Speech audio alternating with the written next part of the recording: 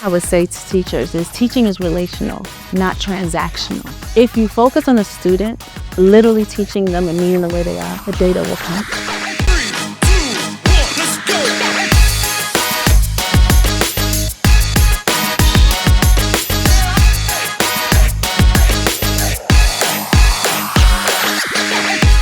Our guest today is an exceptional educator whose passion for teaching and learning goes far beyond the classroom. With over a decade of experience at Friendship Schools, she serves as an instructional specialist, an AI enthusiast and mentor, an English language arts curriculum innovator, and mentor to students and educators alike. Born in Paris, France, and of Ghanaian heritage, she brings a unique global perspective to teaching. A Friendship Teacher of the Year honoree, CEO Choice Award winner, Empower Ed Fellow, and a proud member of NATE's cohort at Yale University. She exemplifies excellence in education in the highest form. Welcome, Yvonne Tackie. Thank you. So you know you're one of my favorites. Yes, and you are one of my favorites as well, and everyone knows that. Let me tell you, I love you because your passion and your sincerity radiates everywhere you go.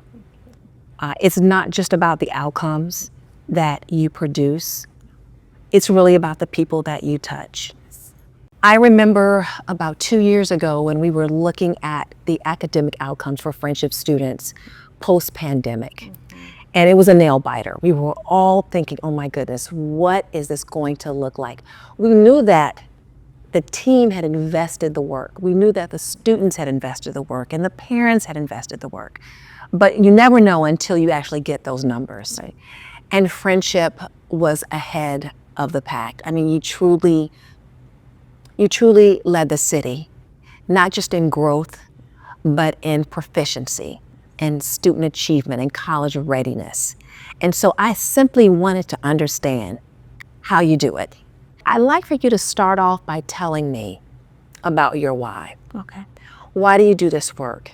And what do you think makes the difference? What don't we see behind the numbers that generate such amazing student outcomes? Thank you for that. I think my why is mainly how I became a teacher. I came to the United States at 9 from Ghana, and I had a really great teacher, Mrs. Olson. And I was pretty much one out of 2 Black children in the classroom. But she made me feel welcome. She built a relationship with me. She made the class instruction based on like where I came from. She asked me to show the students where Ghana was located on the map. We talked about what Ghana has. She literally highlighted like the Gold Coast of Ghana, and I was like, yeah, that's what we're known as. So she basically built a strong relationship with me, and what ended up happening was I wanted to please her. And so I found the joy of learning and going to school and not missing any days because she literally empowered me. And similarly, when I got older, I was like, I want to be a teacher just like Miss Olson, because it was a huge transition for me, and I was not ready to be in the United States with an accent and not having friends and just feeling awkward. But my teacher empowered me. And again, she didn't look like me. So I said, you know what? I want to be just like her and be who I needed when I was younger. And that is my why. I started in 2013. I left Prince George's County and one of my friends worked here. And she asked me to join Friendship, and I applied. And then when I came for the interview, I was told, oh my God, don't go to Blopeter, it's just so bad. And I was like, why would you say that? And they were like, it's just so bad. And I was like, that's exactly where I wanted to go. And then I met Dr. Grant and Mr. Snowdy, who is now my principal, and they hired me literally right after I did my lesson, my model lesson. So I like that you said, someone said, don't go there. But there was something in you and said, that's exactly where Yes. I'm meant to be, and I'm meant to teach those children. Tell me what it means to transform preconceived notions around certain students and public education. And I say this because even though our city is changing, the demographics of our awards are changing. Even now, the majority of students who attend public schools in the District of Columbia are still Black and brown students. Yes. And they're the students that are frankly depending on us to give our absolute very best. So tell me what it means to see the best in a student and translate and extend that belief to students? We have to empower our students, just like my teacher did with me. We never know the strengths that our students have. And so you literally have to get to know them. I'm a parent, so imagining that these are all my kids, what would I do to support them? And that is how I approach teaching. And so in learning my students, I learn they have to trust me. We have lunch together. I am a disciplinarian. I am an encourager. I am their biggest cheerleader. But I'm literally taking on the role as a parental teacher. And what happens is, as a parental teacher, these are my kids. So they know where my heart is, and kids can sense it. They know where my heart is. I'm consistent with structure when it comes to this is what you need to do. This is how you need to do it. Let me guide you. Now do it by yourself. Once that relationship is set, now I can teach you how to learn. I can mold you. And that is pretty much how I approach teaching. Literally thinking about this holistic child and making sure that I'm a parental teacher.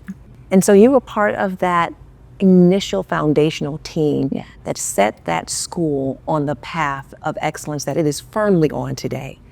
So what does it mean to see a student who comes into your classroom? They're at a certain grade level. Let's say they're in second grade or they're in third grade, but they're coming to you at sometimes a first or second grade level in your subject, which is English language arts. And you grow them to really be at grade level proficiency. What does it take to do that? I am so glad you asked that, because I can give you one better. I had an 8th grade student who was reading on a second grade level, and this was prior to him having me. The first thing I had to recognize was his insecurities, right? He was older, but yet he couldn't function on the older level. So I had to really have time with him, spend time with him during lunch, after school. I called it detention, but it really wasn't detention. They just sat and did their homework, and then I supported them, right? What I did was I really worked on his strengths, and he was already a leader in the class. He was big in stature, but he was a leader. The kids liked him. So then I reminded him of his strengths, and I said, well, you know what? When I was younger, I had difficulties too. So normalizing challenges. I normalized the challenge, and what I did was I just met him where he was, exposed him to grade level text, even though he was on a second grade reading level. He had an IEP, gave him all his accommodations, and just modeled how he is able to attack a text that is on his grade level, but using all of the differentiated accommodations that he had. Once that happened, he felt empowered. He started participating in class. I gave him homework. He attempted to do it. A parent came and was really upset with me, like, why would you give my son homework when you know he can't read? He was standing next to me and he was tearful. And I said, it's okay. I said, he actually can read. And he's been reading for me, and he will tell you that. She was like, well, he don't read. I said, but he's doing really well. And I just want you to we are partners, continue to work with him. And I'll be working with him at school as well. So even though she cursed me out, she understood, like, I am here for the betterment of your son. And I'm not even judging him. Long story short, he is amazing. He grew based on his level. And then now, when I was at Southeast, he reads for other students. And he was in high school. And so that is how, you really have to empower our students, because you have to remind them of their strengths. Everyone has strengths. I am not a great dancer, but I know how to attack a standard, so it's like everyone has strengths, and that is what teachers really need to focus on. Is that more commonplace than we would know? Absolutely. I think that I always make this analogy, like the people who were in wars rarely get to write books because they were in the war. But the people who weren't in the war are able to write the books. So a lot of teachers do this from the heart. We call it heart work. And you're not really thinking about pretty much documenting what's happening. You're just in real time existing and making sure you're creating changes.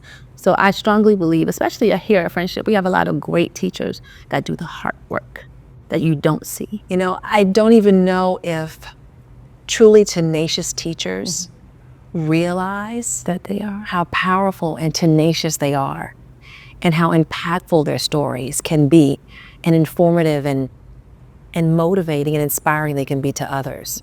So I appreciate that story. So, We asked you to come on the podcast to talk about AI, but I couldn't let this moment pass without really digging into your why, because you are such an impactful person and such an impactful teacher. So you're using AI. How does this new technology fit into the priority of growing academic strength and growing academic mastery and competency? How do you use it to make it work? AI has been revolutionary for all educators. And I really want to give a special shout out to Dr. Ivy and Miss Kimberly Campbell, because I was taking AI classes. They were they were free, and I wanted to know more about it. And this was my challenge for me, like, let's see what this is really about. And what it really encompasses is giving teachers their time back. So during my Jurassic years, when I was a teacher, we had to come up, we went to school to be teachers, so we learned the pedagogy behind the content. Now, we don't have a lot of teachers who went to teacher colleges. We have people who are transitioning into teaching based on their why. And so the AI literally makes it so much easier to create lessons, scaffold for students, accommodate them, create exit tickets within seconds. And what the teacher then has to do is really study what they need to do in order to implement the lesson. And so AI has been able to support with creating assessments, creating PARC stems or CAPE stems. Explain to us what that is. Yes. So creating a CAPE question stem is literally using, for example, a standard, and then it creates a question that will be aligned to the question students might see on an assessment. And what it does is, it's not teaching to the test, it's literally using what the kids are doing today and creating questions that they will have to answer so they can learn the structure of how to respond to an open-ended question. And I love that because it makes it not only relevant, but culturally relevant. Magic School AI will create a question based on where your students are located. Meaning I can type in Ward 8 students and create a main idea about a mural. And what it would do is it will create a question that is aligned to CAPE about a mural that is located in Ward 8. So students don't have to go anywhere but in their neighborhood to find inspiration to respond to the prompt. Now that is the revolution. And that's interesting because you hear a lot of critics around AI that say it's culturally insensitive. Yes. And it's got these built-in biases, Yes. right? But you're saying that's not the case with Magic School, with the tools that you're using now. No, Friendship really incorporated Magic School and Conmigo, and we actually piloted it to make sure that it is relevant for our math teachers and our ELA teachers. One of the feedbacks we got on Insight last year was the teachers were tired, because if you are any ELA teacher, we have essays to grade.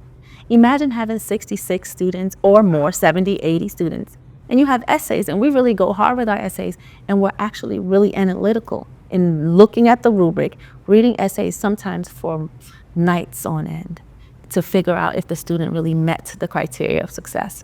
Now, this past interim, the feedback from teachers was great. They were so happy because not only did they get their time back, they were able to upload rubrics in the AI.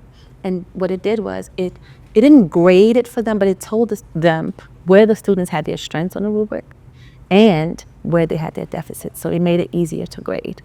And so that is what's happening with AI. Very strategic and intentional. So what do you see as the next phase of your work? You've got teachers now are they in the pilot phase or they're full implementation phase? They're in the full implementation. We piloted at Standard University. And then that was our phase 1, teacher exposure, making sure that teachers are able to use it so they wouldn't be burned out. Because we want to keep, teacher retention is major. Absolutely. So we want to keep teachers retained, we want to support them, and we want to provide things that are useful for them. And that the second phase will be student facing. But right now we have student facing for Conmigo in the high school. And that is the next phase, to be able to have something where students are really being supported by the bots on the AI. And let me explain what that looks like. For math, Conmigo is easy because everyone knows Khan Academy. Conmigo is for the high school students because they can incorporate their classwork and it guides them on what it is. And teachers also can grade That's the math area.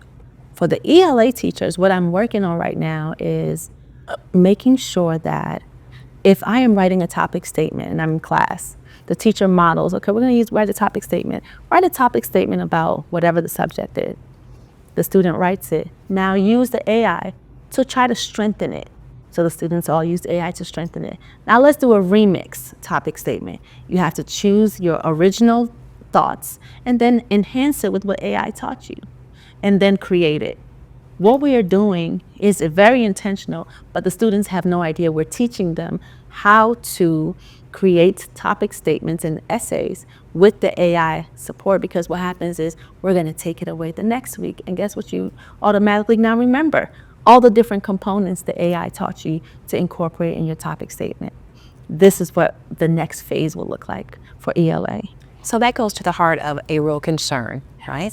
The risk, right? You know, is AI doing the work for students, or will AI do the work for students, right? You know, are you cheating with AI? It's almost as if AI is this really proficient teaching assistant. You've got your primary teacher at the front of the class, and then he or she is leveraging AI to help students kind of move to that next step. Would that be correct? That is correct until you think about the fact that the AI is not really helping the teachers, helping the student. It's guiding the student, and what happens on standardized assessments or any of our assessments, they can't use AI. But because the students are the 21st century learners, they're super innovative, what they're doing is, because everything is fast for them, AI is supporting them in what they need. When you take the AI away, guess what?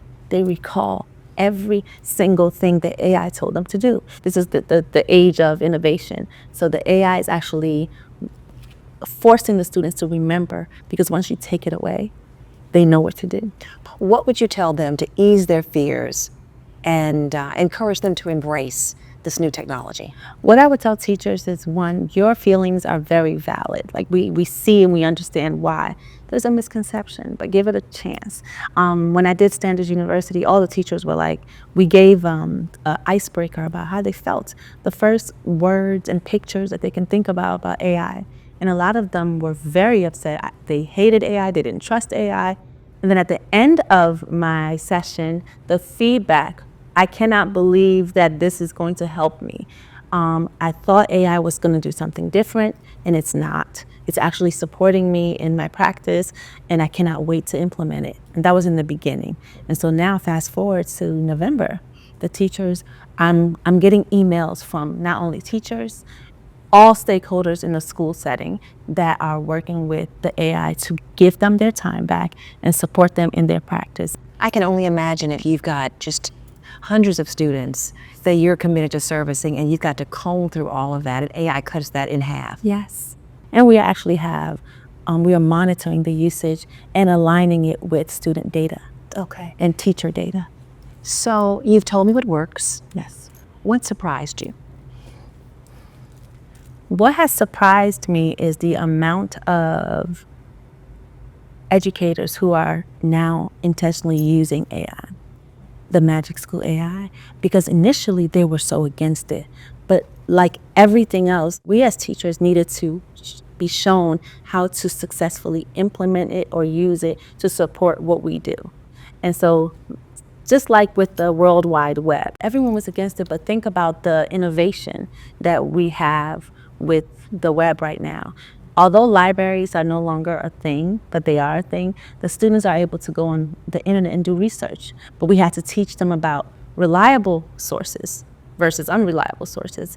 Similarly, AI is just like that. So every time I see someone, the first thing they say to me is, Tackie, I used AI and it helped me, and I didn't have to waste so much time. And I'm like, I'm so glad. Please let me know how student data is, because that's always what I care about, student achievement. Are you seeing growth? Is it cutting back on your time? Are you taking care of yourself so you can be there for the kids? Because that's what's most important. But yes. So the advent of AI and practically any other tool that's introduced at schools, ultimately the goal is to generate these outstanding academic outcomes, which we celebrate, which are highlighted in the media through these assessment scores, right?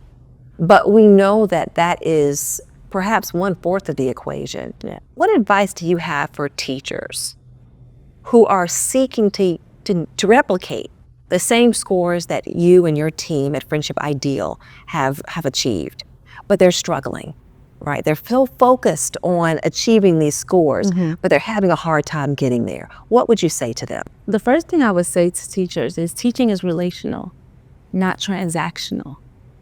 If you focus on a student, literally teaching them and meeting the way they are, the data will come.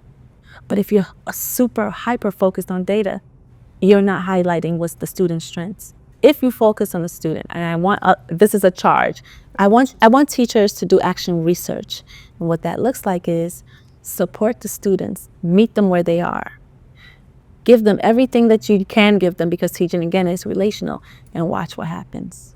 What do you want to do next? What do I want to do next? No limitations. Oh my God, what do I want to do next? No limitations. I want to have my own girls' school.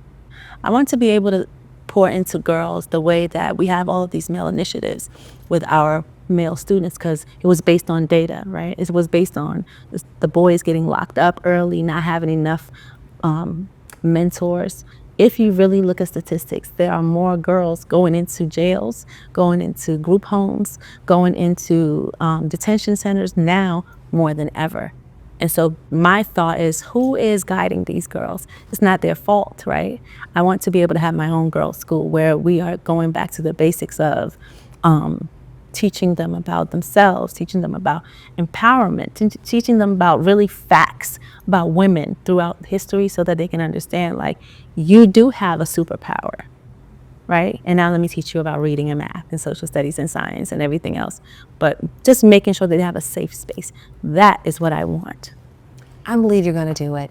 I believe absolutely that you're going to make that happen.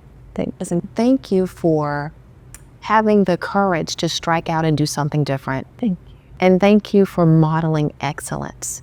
Thank you. In practice, in mentorship, you truly do embody the best of our educators, and we're grateful for you.